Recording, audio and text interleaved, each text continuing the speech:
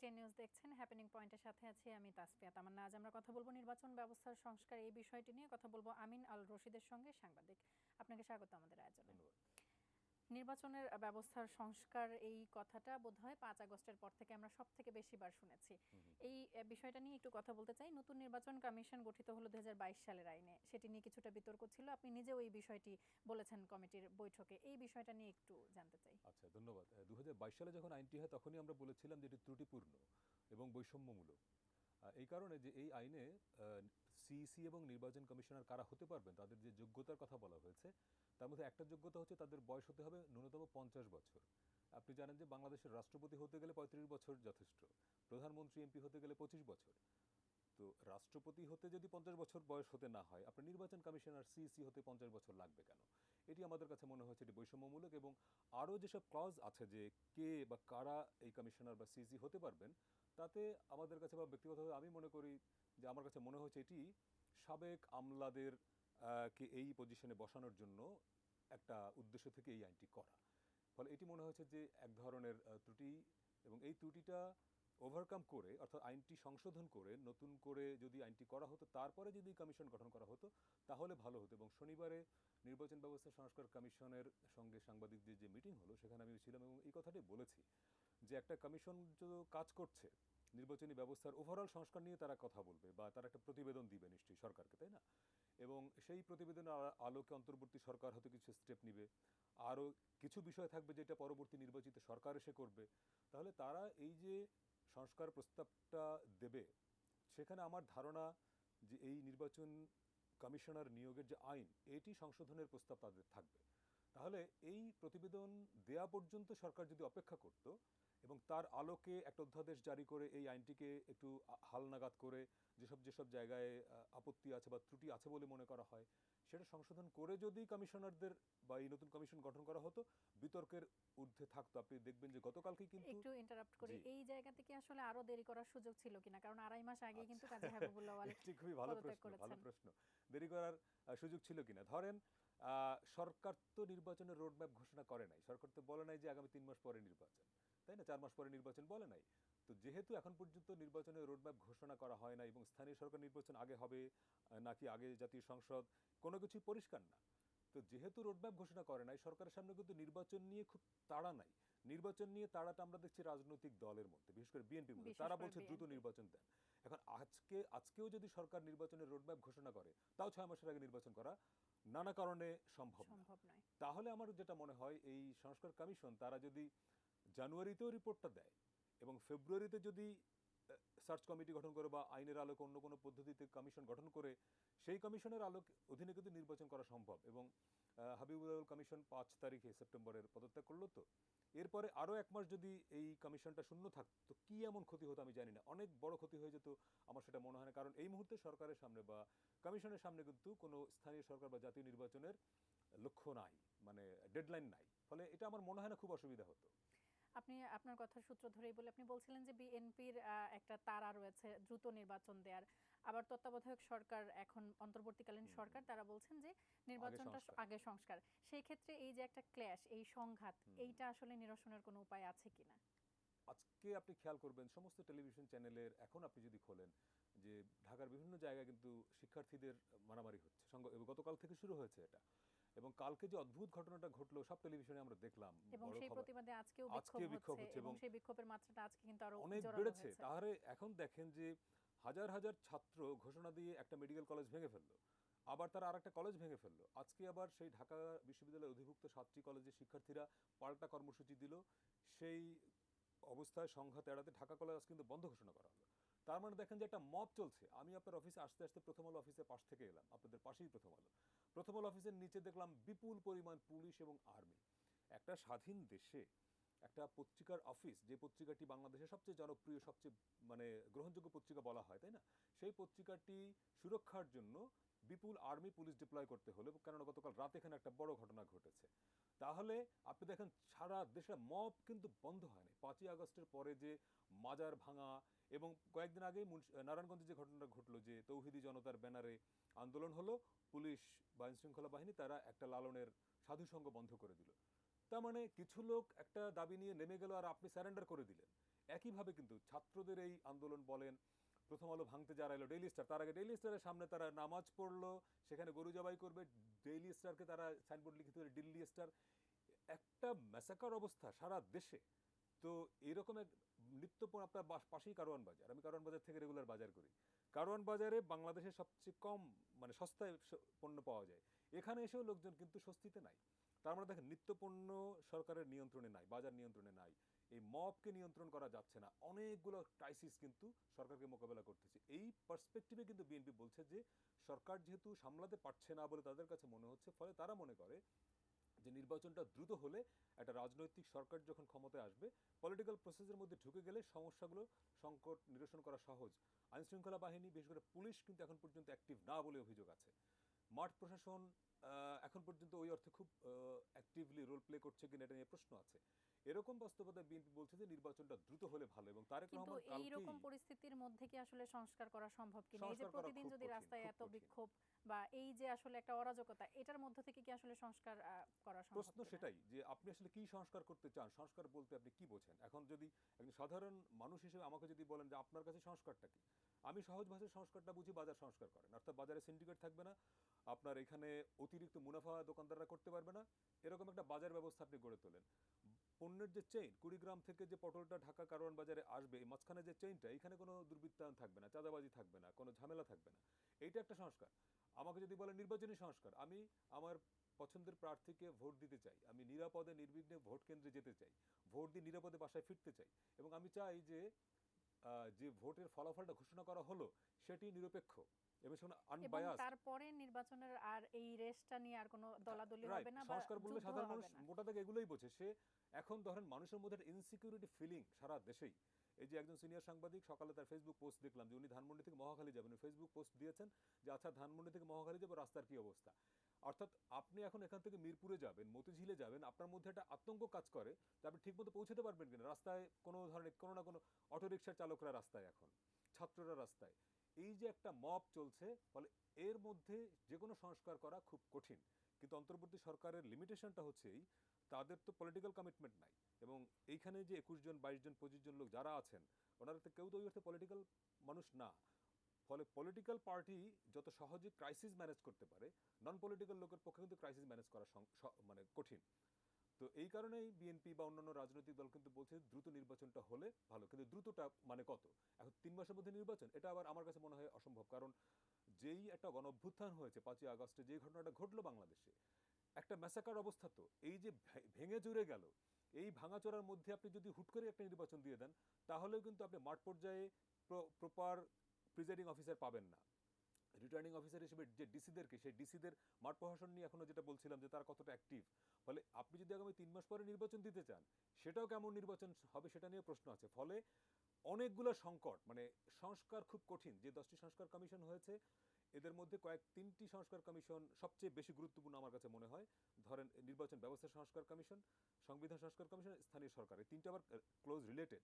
ফলে ওনাদের যে সুপারিশগুলো কতদিনের মধ্যে দিতে পারবেন, তার উপরে বেসিক সংস্কারগুলো দরকার। অর্থাৎ এখন সংস্কারটা হওয়া উচিত যে নির্বাচন করবার জন্য, একটা ভালো নির্বাচন করার জন্য আমার বেসিক সংস্কার কি দরকার, সব জায়গায় আমার হাত দেওয়ার দরকার নাই, সংবিধান এখনই পরিবর্তন করে ফেলতে হবে, এইটা আমি মনে করি না, এটা নির্বাচিত সরকার এসে করুক। কিন্তু এখন সংস্কারটা দরকার, আগামী ত্রয়োদশ নির্বাচনটা কেমন হবে, সেখানে কি সংস্কার লাগবে, এইটা খুব জরুরি। সংস্কার কমিশন নিয়ে আরো একটু কথা বলবো একটা ছোট্ট বিরতি থেকে ফিরে। হ্যাপেনিং পয়েন্টের সময় হলো একটু বিরতি নেন, আমাদের সাথেই থাকুন।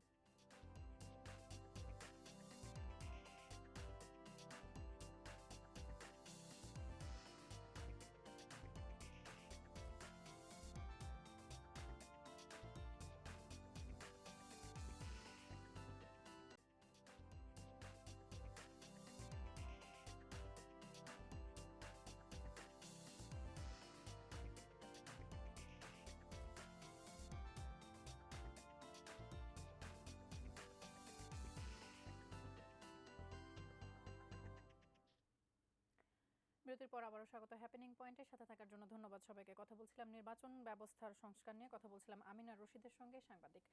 বিরতির পূর্বে আপনার সঙ্গে কথা বলছিলাম বিভিন্ন সংস্কার কমিশনগুলো নিয়ে।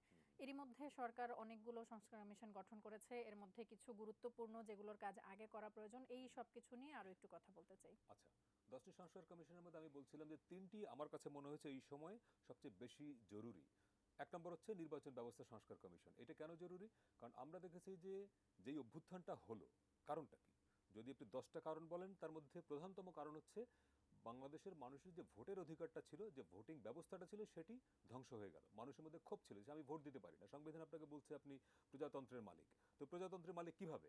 আমি 5 বছর পরে একটা ভোট দিয়ে আপনাকে এমপি বানাই, ফলে আমি আপনার মালিক, এই তো। তো আমি ভোট দিতে যখন পারি না, তখন মানুষ মনে করে আমার এই রাষ্ট্রে আমার তো আর মালিকানা নাই। তো ফলে এই যে নির্বাচনী ব্যবস্থাটা ধ্বংস হলো নানাভাবে।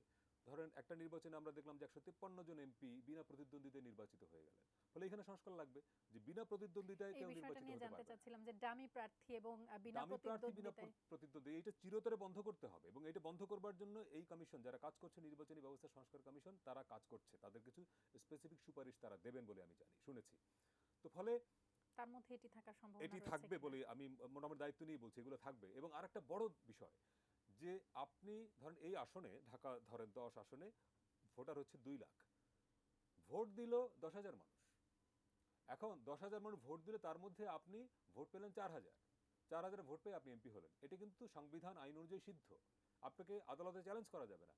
তার মানে কি, আপনার নির্বাচনী আসনের 90% মানুষ আপনাকে ভোট দিল না, 90% মানুষের ম্যান্ডেট আপনার কাছে নাই, কিন্তু আপনি এমপি সাহেব, আপনি মেয়র সাহেব। এটা বন্ধ করতে হবে। একটা মিনিমাম মিনিমাম ভোটের ব্যবস্থা, ব্যবস্থা থাকা দরকার, যে একটা এত নির্বাচন, শতাংশ ভোট। রাইট, যে কত শতাংশ ভোট মিনিমাম পড়তে হবে এবং যাকে আমি জয়ী ঘোষণা করব তার প্রাপ্ত ভোটের কত শতাংশ পেতে হবে। না হলে হবে কি, 6% ভোট পেয়ে সে মেয়র হয়, 6% ভোট পেয়ে সে এমপি হয়। এটা হতে পারে না। ফলে এইখানে বিরাট সংস্কার লাগবে।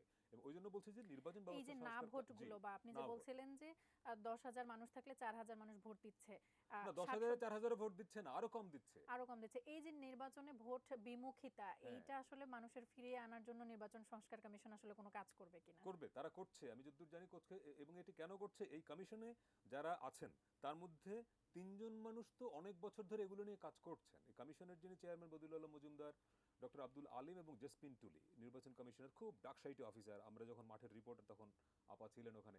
ওনারা বহু বছর ধরেই এই বিষয়গুলো নিয়ে কাজ করছেন। ফলে ওনাদের একটা ভাবনা আগে থেকেই ছিল, সেই ভাবনাগুলো নানা স্টেক হোল্ডারের সঙ্গে ওনারা বিনিময় করছেন। আপনারা কি মনে করছেন যে আসলে এটি খুব দ্রুততম সময়ে ফিরিয়ে আনা সম্ভব কিনা? এই যে 3 বছর পর পর 3বার নির্বাচনে জয়ী হওয়া, বা এক ধরনের যে ভোট বিমুখিতা, এটা তো আসলে একদিনে তৈরি হয়নি, বেশ কিছু দিনে, বেশ কিছু বছরে তৈরি হয়েছে। সেটি কি আসলে খুব দ্রুত ফেরত এনে আবার এই নির্বাচনের ক্ষেত্রে সেটি এটা প্রয়োগ ফিরিয়ে করা আনার সম্ভব একমাত্র কিনা? পদ্ধতি হচ্ছে, আগের নির্বাচনগুলো কি হয়েছে, মানুষ জানতো কে নির্বাচিত হবে, কারণ তার শক্ত প্রতিদ্বন্দ্বী নাই। ধরেন নৌকা মার্কার প্রার্থীর এগেনস্টে ধানের শীষ নাই, আবার নৌকার এগেনস্টে আছে জাতীয় পার্টি, একই জিনিস, তাই না? এপিটোপিট। ফলে মানুষ যখন ভাবে, খেলার ফলাফল যখন নির্ধারিত থাকে, তখন সে তো খেলতে চায় না। তো মানুষ যখন জানে যে এখানে কে এমপি হবেন, তখন সে ভোট কেন্দ্রে কেন যাবে? যখন ভোটটা প্রতিদ্বন্দ্বিতাপূর্ণ হয়, সমস্ত দল মাঠে থাকে, একটা হাড্ডাহাড্ডি লড়াই হয়, তখন সব যায়। তখন সকল প্রার্থী, সকল তার যারা সমর্থক, তার যারা ভোটার, সবাইকে নিয়ে যেতে সে উদ্বুদ্ধ করে। নানাভাবে সে নিয়ে যায়, নিজে গাড়ি দেয়, বাড়ি থেকে অনুরোধ করে, পা ধরে, ভাই ভোট দিতে যান। তখন ভোটটা জমজমাট হয়। অর্থাৎ মানুষ যখন দেখবে যে এখানে ভোটটা হাড্ডাহাড্ডি হচ্ছে এবং প্রেডিক্ট করা যাচ্ছে না যে আপনি নির্বাচিত হবেন নাকি আমি হব, প্রেডিক্ট করা যাচ্ছে না, তখন কিন্তু প্রচুর লোক ভোট কেন্দ্রে যায়, তখনই ভোটটা জমজমাট হয়। তখন আর কিন্তু এই না ভোটের প্রশ্ন আসে না। তখন কিন্তু আবার এই এই যে 6% ভোট পেয়ে আপনি এমপি হয়ে যাচ্ছেন, এটা হবে না। এবং না ভোটের কথা বলছিলেন, তো এটা কিন্তু ছিল বিধান আমাদের 2008 সালে যে নবম সংসদ নির্বাচন হলো, তার আগে যে কমিশন ছিল ডক্টর শামসুল হুদার নেতৃত্বে, ওনারা কিন্তু আরপিও সংশোধন করে এই না ভোটের বিধান যুক্ত করেছিলেন। পরবর্তীতে নবম সংসদে আওয়ামী লীগ সরকার যখন ক্ষমতা এলো, তারা কিন্তু বিধানটা বাতিল করলো। এই না ভোটের বিধানটা রাখার পক্ষে আমরাও ছিলাম, মানে তখন যারা আমরা মাঠ পর্যায়ে সাংবাদিক, আমরা কিন্তু এটার পক্ষে ছিলাম। যুক্তিটা কি, যে ধরেন এই আসনে 6জন প্রার্থী, আওয়ামী লীগ, বিএনপি, জাতীয় পার্টি, জামাত, 6জন প্রার্থী। আমার একজন প্রার্থীও পছন্দ হলো না, আমি কি করবো? আমি কি তাহলে ভোট কেন্দ্রে যাব না? আমি ভোট কেন্দ্রে যাব, গিয়ে আমি না ভোট দিয়ে আসবো। অর্থাৎ এটা আমার ভোট প্রয়োগ, নাগরিক হিসেবে ভোট প্রয়োগ করলাম এবং একই সঙ্গে প্রতিবাদ করে আসলাম যে তোমাদের কাউকে আমার পছন্দ হয় না। এবং আমরা অনুরোধ করেছি, এবং এই কমিশনের সঙ্গে যারা আরো স্টেক হোল্ডাররা বৈঠক করেছেন, অনেকেই খেয়াল করলাম যে এই পরামর্শটা দিয়েছেন যে আপনারা না ভোটের বিধান ফিরিয়ে আনার সুপারিশ করেন। কমিশন কিন্তু সুপারিশ করবে, সিদ্ধান্ত দেবে কিন্তু সরকার। এবং এই অন্তর্বর্তী সরকারও সব সিদ্ধান্ত নিতে পারবে না। ওনারা অধ্যাদেশ জারি করে কিছু হয়তো আরপিওতে সংশোধন করতে পারবেন, কিন্তু আপনাকে মনে রাখতে হবে যে কোনো সংস্কার ultimately has to be done by the elected government. ফলে এই কমিশন বা এই অন্তর্বর্তী সরকার সব করে ফেলতে পারবে, ব্যাপারটা সেরকমও না। কিন্তু অনুষ্ঠানের শেষ 3 মিনিটে রয়েছি, দুটো প্রশ্ন একটু জানতে চাই যে আপনি সংবিধান সংস্কার পরে করলেও হবে এটি শুরুর দিকে বলছিলেন। আমি একটু জানতে চাই যে সংবিধান সংস্কারের মধ্যে একটা সংস্কার আওয়ামী লীগ সরকার থাকা অবস্থাতে করা হয়েছিল, সেটি হচ্ছে তত্ত্বাবধায়ক সরকার থাকবে না এরকম একটা বিধান ছিল, কিন্তু বাংলাদেশের ম্যাক্সিমাম মানুষ কিন্তু তত্ত্বাবধায়ক সরকারের আন্ডারে ভোটটা দিতে চায়, কারণ সেক্ষেত্রে ভোটটা নিরপেক্ষ হওয়ার একটা সম্ভাবনা থাকে। সেক্ষেত্রে যদি এই সংস্কারটা আবার ফিরিয়ে আনা না যায়, সেই ক্ষেত্রে কি নির্বাচনের মাঠ জমজমাট থাকার সম্ভাবনা রয়েছে কিনা, এটা একটা প্রশ্ন। এবং আমার শেষ প্রশ্ন হচ্ছে ইভিএম নিয়ে। ইভিএম নিয়ে অনেক আলোচনা সমালোচনা ছিল, একটু জানতে চাই ইভিএম নিয়ে আসলে আপনারা কোনো কিছু ভাবছেন কিনা। আচ্ছা, দ্বিতীয় প্রশ্নটার উত্তর আগে দিই। ইভিএম সারা পৃথিবীতেই একটা বিতর্কিত ইস্যু। আপনি দেখবেন যে ইন্ডিয়ায়ও ইভিএমে অনেক ভোট হতো, অনেক কেন্দ্রে কিন্তু এখন ভোট ইভিএমে, অর্থাৎ সারা পৃথিবী ইভিএম থেকে সরে আসছে ধীরে ধীরে। আমরা মনে করছি অনেকে যে ইভিএম আধুনিক টেকনোলজি, তা না। ইভিএম এর প্রবলেমটা কি? ইভিএম এর মূল সমস্যা যে বিশ্বাসযোগ্যতা, অর্থাৎ আপনি ধানের শীষে বা লাঙলে টিপ দিচ্ছেন, এটি যে ধানের শীষেই পড়লো এটি নৌকার প্রার্থী বিশ্বাস করবে না। নৌকায় দিলেন ধানের শীষের প্রার্থী বিষয়, মাঝখানে যে ঘটনাটা ঘটে যাচ্ছে, যদিও তথ্য প্রযুক্তিবিদরা অনেকে বলেন যে না, ম্যানিপুলেশনের সুযোগ নাই, ধরে নিচ্ছে সুযোগ নাই, কিন্তু বিশ্বাস তো করে না। অর্থাৎ যতক্ষণ পর্যন্ত সকল পার্টি একটা সিস্টেমে ঐক্যবদ্ধভাবে আস্থা না রাখবে, ততক্ষণ পর্যন্ত সেই সিস্টেম আপনি চালু করতে পারবেন না। ফলে আমরাও যেটা মনে করি যে ঐক্যবদ্ধভাবে সকল পার্টি এগ্রিড না হলে ইভিএমে ভোট করা কঠিন। এটা হবে না, আগামী নির্বাচনে এটা হবে না আমার মনে হয়, হয়তো কিছু আসনে হতে পারে। আর সেকেন্ড, মানে প্রথম যে প্রশ্ন করেছিলেন আপনার সংবিধান, তত্ত্বাবধায়ক সরকার, তত্ত্বাবধায়ক সরকার অধীনে আগামী নির্বাচন হবে। কেন হবে? আমি দুটি, যেহেতু অল্প সময়, তত্ত্বাবধায়ক সরকারের যে বিধান বাতিল করা হয়েছিল ত্রয়োদশ সংশোধনীর রায়ে, এটি কিন্তু চ্যালেঞ্জ হয়েছে, রিভিউ হচ্ছে, এবং রিভিউর শুনানি শিগগিরই হবার কথা। এবং আমরা ধারণা করি বা বিশ্বাস করি যে রিভিউতে এই রায়টি মানে বহাল থাকবে, তত্ত্বাবধায়ক সরকারের ব্যবস্থাটি পুনর্বহাল হবে। অর্থাৎ তত্ত্বাবধায়ক সরকার সেটি কি আগামী নির্বাচনের আগেই হয়ে যাবে। কারণ পরবর্তী যে সরকারই নির্বাচিত হবে তিনি কিন্তু আমার মনে হয় যে চাইবেন যে আসলে তত্ত্বাবধায়ক সরকার না থাকুক। তত্ত্বাবধায়ক সরকার অধীনে নির্বাচনটা হবে বলে আমার মনে হয়। তবে এখানে একটা ফাঁক আছে যে ওই রায়তে যদি তত্ত্বাবধায়ক সরকার ব্যবস্থা ফিরে আসেও, তাহলেও যে তত্ত্বাবধায়কের অধীনে নির্বাচন হবে ব্যাপারটা সেখানে শেষ না। কারণ পঞ্চদশ সংশোধনী সংবিধানে যেটি হয়েছে 11 সালে, সেই পঞ্চদশ সংশোধনীতে কিন্তু তত্ত্বাবধায়ক সরকার নাই। তার মানে আপনাকে পঞ্চদশ সংশোধনীটা অবৈধ বলে ঘোষণা করতে হবে, এবং সেটা অলরেডি চ্যালেঞ্জড হয়েছে। পঞ্চদশ অবৈধ ঘোষণা করতে হবে, এবং এটি চূড়ান্তভাবে রিভিউতে গিয়ে নিষ্পত্তি হতে হবে, এবং তত্ত্বাবধায়কের রায়টাও রিভিউতে ফিরে আসতে হবে। রিভিউতে এই দুটি রায় এককভাবে, মানে একসঙ্গে যদি আদালত চূড়ান্ত সিদ্ধান্ত দেন, তাহলেই কেবল তত্ত্বাবধায়ক ফিরবে। এবং আমার ধারণা বা বিশ্বাস, আগামী নির্বাচনটা কেয়ারটেকারের অধীনেই হবে। একটা সুষ্ঠু নির্বাচনের আশাবাদ আমরাও ব্যক্ত করছি, আপনাদের মাধ্যমে আমরা সেটি পাবো বলেই আশা করছি। আপনাকে অসংখ্য ধন্যবাদ আজকে সময় দেওয়ার জন্য। দর্শক, হ্যাপেনিং পয়েন্ট আজ এ পর্যন্তই। আগামী কোনো পর্বে কথা হবে অন্য কোনো ইস্যু নিয়ে। সেই পর্যন্ত সঙ্গেই থাকুন, দেখতে থাকুন এটিএন নিউজ। ধন্যবাদ।